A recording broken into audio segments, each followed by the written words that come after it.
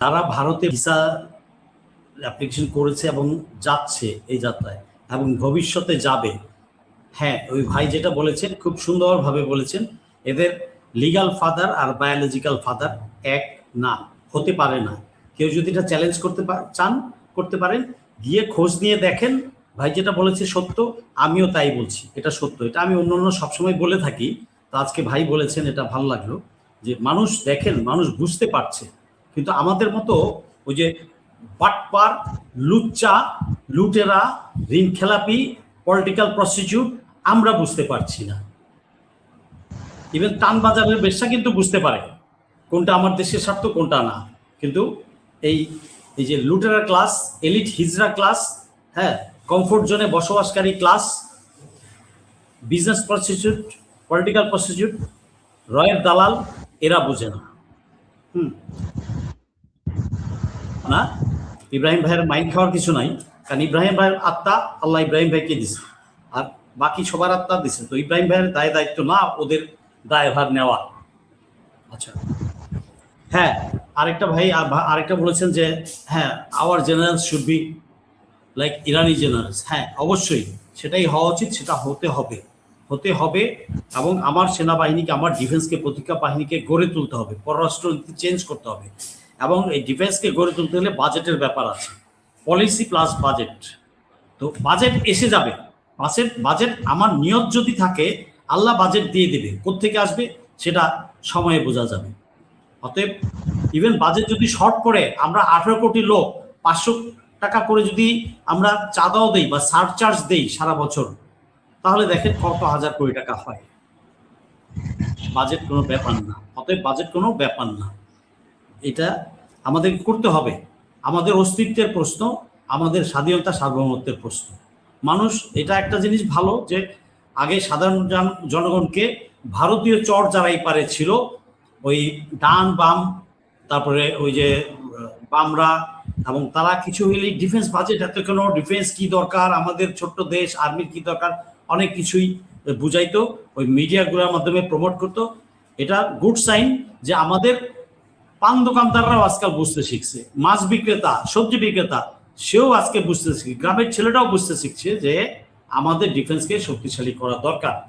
আফসোস আমাদের পলিটিশিয়ানরাই বুঝে না। বুঝে যারা দেশপ্রেমিক তারা বুঝে, বাট পলিটিক্যাল এরিনাতে ওই এখনো ভারতের চক্র যেটা আছে, আওয়ামী লীগ থেকে এসে এখন বিএনপি কিছু একটা অংশের মধ্যে ভিড় করেছে, সবাই না, সবার উপরে না, ভর করেছে, তারা বুঝতেছে না কি বাজেট দিয়েছে ডিফেন্স বাজেট। এটা ডিফেন্স বাজেট তো আরো 20,000 কোটি টাকা দেওয়া উচিত ছিল। আর আমি মাননীয় প্রধানমন্ত্রী জনাব তারেক রহমানকে অনুরোধ জানাবো বিনীতভাবে যে আপনি এই বছরই কাটছাট করে অন্যান্য অপ্রয়োজনীয় খাতগুলো থেকে, যেসব জায়গায় লুটপাট বেশি হয়, যেসব জায়গায় দুর্নীতি বেশি হয়, সেসব জায়গা থেকে আপনি কেটে দরকার হলে ডিফেন্সে বাজেট দিবেন এই অর্থ বছরেই। এবং আগামী 5 বছর আপনার, এই 5 বছর ট্রেন, আগামী 5 বছর ডিফেন্স বাজেট ওইভাবে করতে হবে।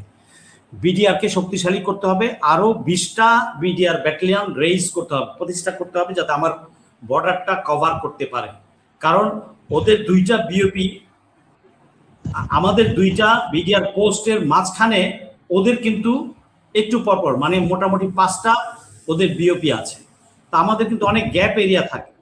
এই যে কিছুদিন আগে সোশ্যাল মিডিয়া, পরশুদিন সোশ্যাল মিডিয়াতে দেখলাম রাতে যে কোন জায়গায় 2টা গোয়েন্দা ধরা পড়েছে, বর্ডার পার হয়ে আসে সিলেট অঞ্চলে আছে, রংপুরের ওই সাইডে আছে, কিছু জায়গায় আছে গ্রে এরিয়া, যেদিকে ইচ্ছা করে টুস করে তার কাটার নিচ দিয়ে চলে আসতে পারে। তো এই জিনিসগুলো আমাদেরকে বুঝতে হবে। আমি ধন্যবাদ জানাই এই ভাইকে, যে ভাই এবং ভাইয়ের মতো সাধারণ দর্শক যারা আছে, সাধারণ জনগণ, তারা বুঝতে পারছে।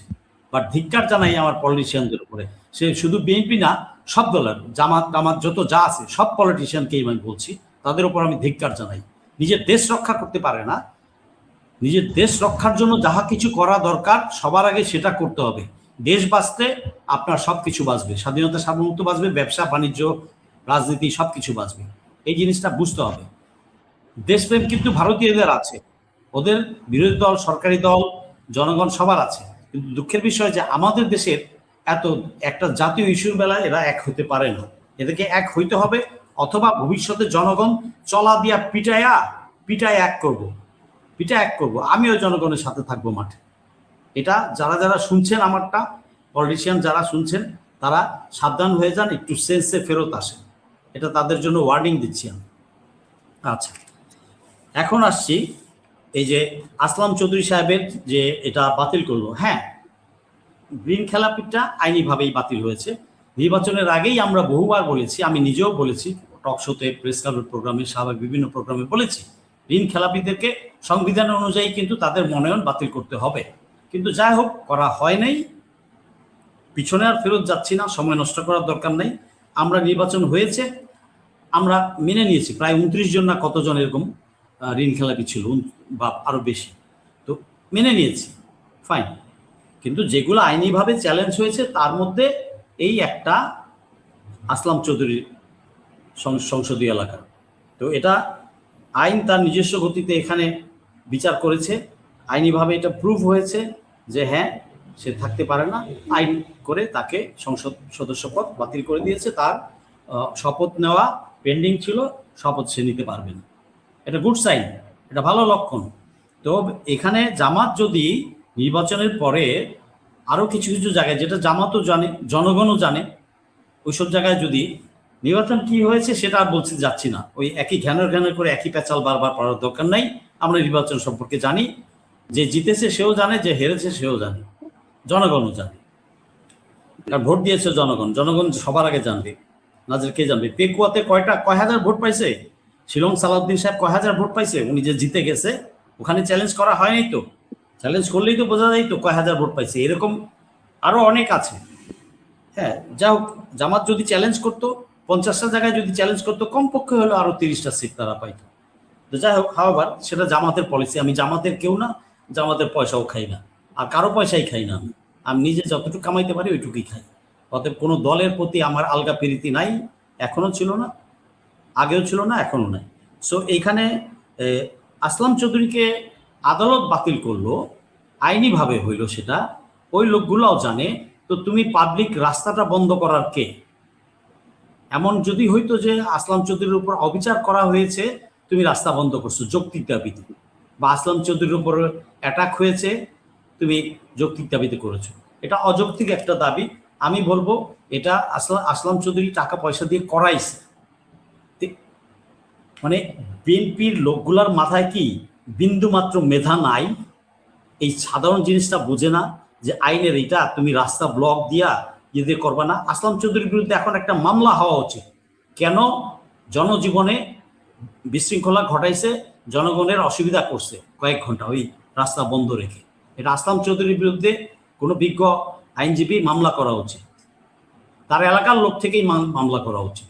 আমি সকল সংসদীয় মানে দেশের সকল জনসাধারণকে বলবো, এই কারো প্রতি অন্ধ আনুগত্য দেখাচ্ছেন তো আপনার ইমান আপনি বিক্রি করে ফেলছেন, আপনি শিরকে চলে যাচ্ছেন। এই শির থেকে দূরে থাকুন যদি আপনি মুসলমান হন, আর যদি হিন্দু ভাই হন আপনি আপনার বিবেকের জায়গায় ঠিক থাকুন। এই অন্ধ আনুগত্য থেকে বের হয়ে আসুন, দেশটা সামনের দিকে গড়তে হবে। অতএব আমাদের এই যে দলপ্রেম, দলপ্রীতি থাকবে, ফাইন, তা একটা লিমিট পর্যন্ত। সবার আগে দেশপ্রীতিটা আগে। দেশ না থাকলে আমার দলই তো টিকবে না। এই যে আওয়ামী লীগ আছে এখন নাই, আওয়ামী লীগ কি এখন আছে? নাই। সে দলপ্রীতি, অন্ধ দল ভক্ত বা এটা তো দরকার নাই। এটা তাহলে তার মানুষ তার বিবেককে হত্যা করলে সে আর মানুষ থাকে না, গরু ছাগল বা পশু পাখি অন্য কিছু হয়ে যায়। তো এইটা সবার সেন্সে আসা উচিত। তো আসলাম চৌধুরীর এই বিষয়টা সিরিয়াসলি দেখা উচিত। সে যতটা আরো যে এই একটা ইস্যু দিয়ে তাকে আইনের আওতায় আনা উচিত আমি মনে করি সরকারের। সো হোয়াট, সে সরকারি দলের একজন সদস্য, তাতে কি? সরকার যদি এটা করে, সরকার জনগণের 200% সাপোর্ট পেয়ে যাবে, এটা করা উচিত।